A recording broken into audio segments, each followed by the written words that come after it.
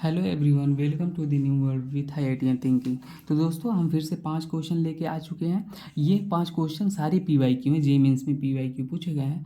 तो मोटिव ये है मेरा कि आपको कम समय में कुछ क्वेश्चनों के थ्रू हम कॉन्सेप्ट सिखाएं, डिफरेंट डिफरेंट कॉन्सेप्ट सिखाएं। आपके एग्जाम में किस तरीके के क्वेश्चन पूछे जाते हैं और इन्हीं क्वेश्चनों के सहारे हेल्प लेके मैं आपको जो भी ट्रिक टेक्निक है वो सब सारी चीज़ें सिखा दूँ। तो ये क्वेश्चन के थ्रू आपको पूरा ऑर्गेनिक भी रिवाइज हो जाएगा और सारे सेलेक्टेड क्वेश्चन है। कम समय में हम टू दी पॉइंट चीज़ें बात करेंगे और क्वेश्चन के थ्रू हम डायरेक्ट कॉन्सेप्ट सीखेंगे। तो आइए स्टार्ट करते हैं एक क्वेश्चन को सॉल्व करना, जो कि सारे PYQ हैं। ठीक है, चलो स्टार्ट करते हैं। पहला क्वेश्चन है ये था, तो इसको मैंने पहले से लिख रखा है ताकि आपका टाइम वेस्ट ना हो। तो आइए हम सॉल्व करते हैं। देखो, ये 2024 में ही पूछा गया था। DCl गिवन है तो कुछ नहीं। अब ये DCl देख के आप घबरा गए होंगे, नहीं। देखो, जैसे आप HCl लेते थे ना, एडिशन ऑफ HX पढ़ते थे ना एडिशन रिएक्शन में, वैसे ही है। ये एल्कीन है गिवन और ये सामने आपके पास HX है। ड्यूटोरियम है ये भाई, हाइड्रोजन का आइसोटोप। तो ड्यूटोरियम है तो कुछ नहीं, आप इसको हाइड्रोजन को हाइड्रोजन मान के सॉल्व करो। तो आप क्या करोगे, देखो, जहाँ ये हमारे पास CH3 लगा है, मोर सब्सटीट्यूट एल्कीन, ये वाला कार्बन है, यहाँ से CH3 लगा है जहाँ। तो आप क्या करो, जहाँ पे ज़्यादा CH3 दिख रहा है ना, क्योंकि यहाँ पे ज़्यादा नंबर ऑफ अल्फा हाइड्रोजन होंगे। अल्फा हाइड्रोजन मतलब हाइपर कंजुगेशन ज़्यादा होंगे। कभी भी याद रख लेना, डबल बॉन्ड के बगल वाले कार्बन से जुड़े हाइड्रोजन को अल्फा हाइड्रोजन बोलते हैं। मैंने डिटेल में पढ़ा रखा है। तो ये डबल बॉन्ड है। देखो, इस डबल बॉन्ड से एक कार्बन ये है, एक कार्बन ये है, डायरेक्ट जो जुड़े हैं, एक कार्बन ये है। तो यहाँ पे देखो ज़्यादा अल्फा हाइड्रोजन आ रहे हैं, क्यों? क्योंकि ये 2 अल्फा हाइड्रोजन, 3 2 5, ठीक है ना, तो इधर ज़्यादा है। ये डबल बॉन्ड के बगल कार्बन देखना, तो यहाँ पे हमने क्या लिखा, Cl लगा दो जहाँ भी ज़्यादा है। और बाकी जहाँ इधर कम है, ये इधर सब्स्टिट्यूएंट लगा था ये कि प्लस आई इफेक्ट लगाएगा, GOC में हमने पढ़ा रखा है। और इधर हमारे पास कोई ग्रुप नहीं लगा, तो इधर आप क्या करोगे, हाइड्रोजन को जोड़ते हो। तो यहाँ पे ड्यूटोरियम है तो ड्यूटोरियम को जोड़ दो, सीधे आंसर हमारा ये हो जाएगा। ठीक है, तो ये हमारा बन गया। ठीक है, कोई दिक्कत नहीं। चलो दूसरा क्वेश्चन को देखते हैं, ये भी PYQ है।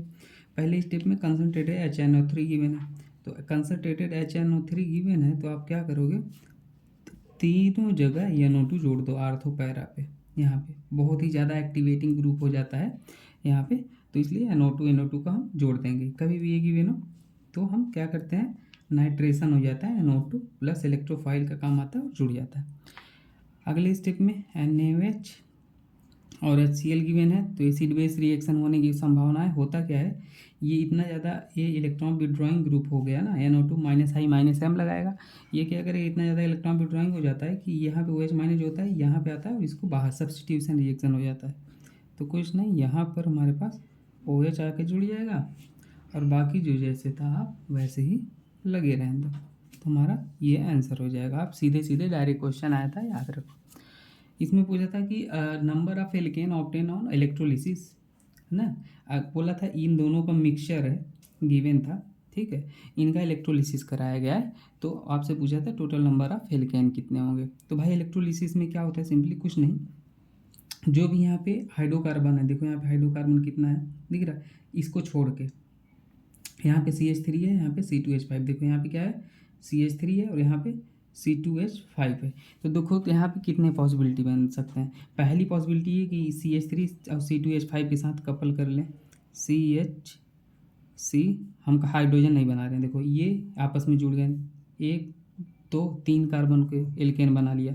दूसरी पॉसिबिलिटी ये खुद से कपल कर ले, और तीसरी पॉसिबिलिटी ये खुद मॉलिक्यूल से कपल कर ले।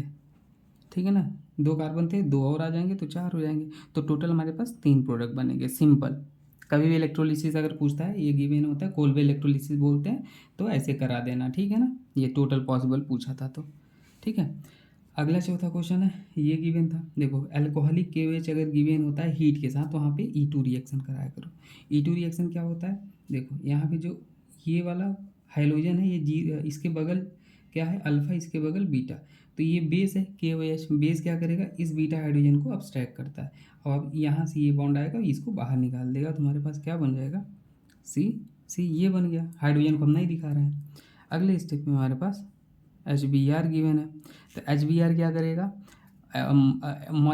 एडिशन रिएक्शन कराएगा। जहाँ पे ज़्यादा स्टेबल कार्बोकैटायन बनेगा वहाँ पे Br माइनस जोड़ दो। देखो ये डबल बॉन्ड है, एक कार्बोकटायन यहाँ बन सकता है, एक यहाँ बन सकता है, हमेशा ऐसे सोचा करो। अब ये कार्बोकटायन 2 डिग्री है, ये कार्बोकटायन 1 डिग्री है, तो कार्बोकटायन जो स्टेबिलिटी होती है 3 डिग्री, 2 डिग्री, फिर 1 डिग्री, तो 2 डिग्री ज़्यादा स्टेबल है, तो इस कार्बोकटायन की जगह हमारे पास बी आर आके जुड़ जाएगा, सिंपल। अगले स्टेप में हमारे पास क्या गिवन था, एक्वस KOH गिवन था।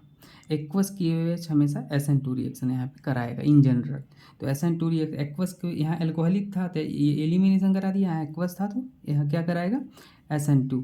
तो यहाँ पे कुछ नहीं, जो Br है उसे हटा के यहाँ पे OH जोड़ दो, तो 2 प्रोपेन 2 अल बन जाएगा ना, ये आंसर गिवन था। प्रोपेन 1 2 3 कार्बन है, प्रोपेन 2 पे OH लगा, प्रोपेन 2 अल हो जाएगा।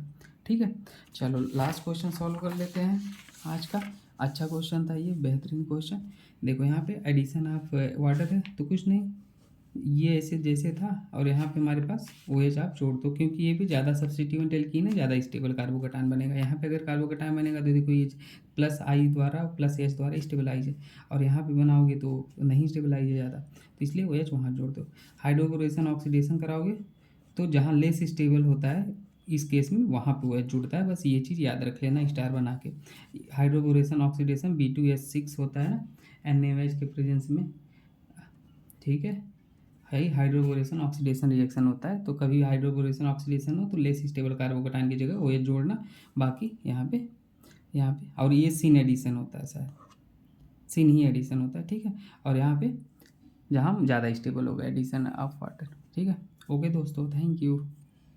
प्लेलिस्ट में बाकी मैंने पढ़ा रखा है, optical isomerism, geometrical isomerism 30-25 minute की वीडियो में सब कुछ बता रखा है विथ क्वेश्चन सब कुछ, तो आप उसे मिस मत करना, जरूर देखना, कम समय में ज़्यादा चीज़ें सॉल्व हो जाएंगी, ठीक है।